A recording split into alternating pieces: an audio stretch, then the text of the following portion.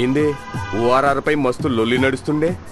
అవు ఊకనే బీఆర్ఎస్ వాళ్ళని గెలుక్కున్నారు అంతేనంటావా? గంతే మరి. రేవంత్ అన్నతో ఛాలెంజులు చేస్తే ఎట్లుంటది? మడతడిపోద్ది. గట్లనే అయింది మరి. అసెంబ్లీకి పోయినామా వచ్చినామా ఏవో 4 మాటలు చెప్పినామా అన్నట్టుండాలి. ఏమైంది? జంక్షన్ జామ్ అయింది.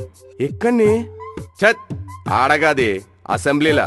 నేనే పెద్ద తోపు తురుంఖాన్ అని మాట్లాడే హరీష్ అన్న సెల్ఫ్ గోల్ చేసుకుండు. ఎట్లనే?